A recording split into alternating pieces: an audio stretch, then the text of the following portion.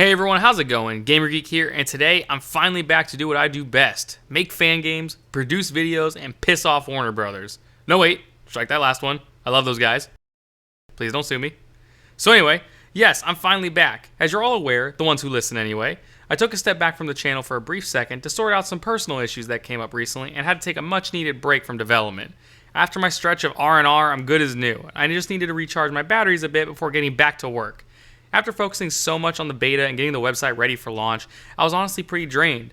I'm all good now though, so it's back to work. In today's video, we'll be talking about the Flash game and the updates I'll be making to it moving forward towards Beta 2, and finally revealing the gameplay of the Gotham Nightmare, the free Patreon gift that members are getting for supporting the channel.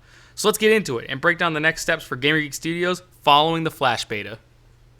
So, to start off, let's talk about the Flash beta. The Flash beta released to relatively positive reviews from the community. I think the overall consensus was that it was okay for a first beta, but was obviously by no means a complete game, which is totally fine. I've been watching every review though, reading all the comments on both YouTube and Discord to fully understand what people liked and disliked to find out what I can change in the future. I'm taking the criticism to heart, and when the second beta releases, it will hopefully align better to what fans were wanting. I wanted to take the time though to address some of the specific concerns or complaints people had, as well as discuss some of the technical issues people seem to be experiencing in the hopes of resolving the problems as best I can. The first complaint, and the one of the most common I've seen, is that the game does not currently support Mac OS. I do apologize to all my Mac users out there, but as I've said before, I don't own a Mac to test the game on. I could change the game's packaging settings to include Mac as a supported platform, but with no way to test the game myself, I have no way of knowing if the game would even open and run on a Mac when packaged. I do hear you though, and I do understand that you all want a Mac version for the game as well, so I decided to do what I can to make sure that happens. I think my wife might own an old Mac, maybe. I'll have to see if she does, and if it even still works, to maybe start testing on it. Turns out she doesn't. It's pretty old and outdated. I know my brother has a Mac, so I'll likely have to send the game files to Comics routinely to test the game for Mac users. It's a lot of extra work for me, but I figured it's worth it to make sure that everyone can access and play this game. Another big issue people had was the lack of controller support for the beta. I think the character movement is supported on controller, but that's about it. Yeah, the controller support is definitely something I have to add in moving forward. I unfortunately didn't have enough time to fully figure out the controller support prior to the beta's release, but I can absolutely promise you that it will be added in by Beta 2. It's unfortunate that the controller support didn't make it into the first beta, but I'll be making it a priority moving forward because I know that's something people have been really wanting. Moving past the complaints, I wanted to address a major concern a lot of people kept repeating to me in DMs and comments. It seems to me that a lot of people are still worried that Warner Brothers might decide to swoop down and sue me for no reason. The thing I hear most often about this is that I should redesign the Flash game as a generic speedster game with original characters to avoid copyright issues. I respect the concern people have, but I won't be redesigning the game for several reasons. One, because as long as I continue to follow the fair use legal doctrine, I'll be legally protected to continue my work and to keep developing a game based on characters that we know and love. Two, because the community wants a Flash game, not a generic speedster game or random OC, but a real Flash game. And finally, three, because I'm not doing this for monetary gain. It's been suggested a lot to me that if I redesign my fan game to be a generic speedster game, I'd be able to actually sell it for direct profit and make some money. Look, as much as I do want this to be a career for me, I'm not doing anything for a quick buck. Hopefully Patreon and YouTube and ad revenue take off, and I'll be able to do this full time as a job, but I'm not going to leverage an entire fan community for it. People want a Flash game, and I intend to give it to them. I do plan on making original games with my brother in the future for sale, but it won't be the Flash game. The game will always be free for the community to share and enjoy. If I'm meant to keep growing and to make money off of game development, I'll do it through growing the community on Patreon and releasing original games later on. Okay, with that out of the way, let's talk tech support. A lot of people are saying they experience technical issues when installing the game and when running it. So let's break it down and discuss some fixes to these issues. Also be sure to join us over on Discord, where there's a lot of these issues and more that have been fully discussed and resolved in the tech support channel. I highly recommend you head over there to check it out in case this video isn't as helpful. To start, you may receive an error when downloading the game that reads as a network error, or your browser won't download the game at all no matter how many times you try.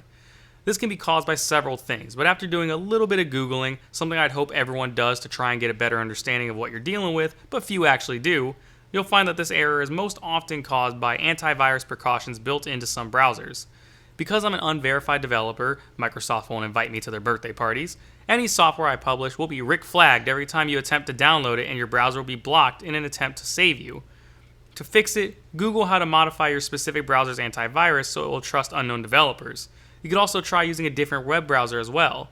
If all else fails, you could potentially reach out to a community member or directly to me, and I can potentially send you a different download link that will hopefully work better for you. Another error people have mentioned getting would be a fatal graphics error or DXGI error, device removed message. This is, contrary to the harsh comments from some people, not the fault of my game actually. I hate to break it to people, but what that is actually referring to is a hardware issue on the consumer end. So if your PC has outdated components, doesn't have the current drivers, or any similar issue, you're bound to see this warning every time you try to boot up the game. Faulty RAM sticks? That's an error message. Weak GPU or integrated graphics? Yep, that's an error too. Power supply not strong enough to support your rig when stressed? Ding ding ding, that's an error. Now look, I'm not trying to be a jerk and say people have bad PCs or something. I'm sure your computer works great for whatever you're currently using it for, hopefully watching some more Gamer Geek Studios videos. But that doesn't mean it's a flawless gaming PC. We've come to find out on the Discord server that a vast majority of game crashing issues people experienced was due to the hardware people were trying to play it on. Unfortunately with gaming, graphics and gameplay progressing in terms of quality demands an equal progress in the quality of your hardware. I'm using the most up-to-date version of Unreal Engine to produce this game, meaning you'll need a rig capable of running Unreal Engine to play the game. A rough draft for the minimum requirements list has been made by one of our lovely mods over on Discord, so I highly suggest you check it out. We're also very loving and a supportive community, so if you need help upgrading your rig and don't know where to start, any of us over in the community would be happy to assist you. To touch on another common issue people experience, I've seen many complaints of low frame rates. Again, this is caused by your hardware struggling to run the game, but there are ways to fix it. Start by verifying that you have the current version of DirectX and Visual Studio installed on your PC.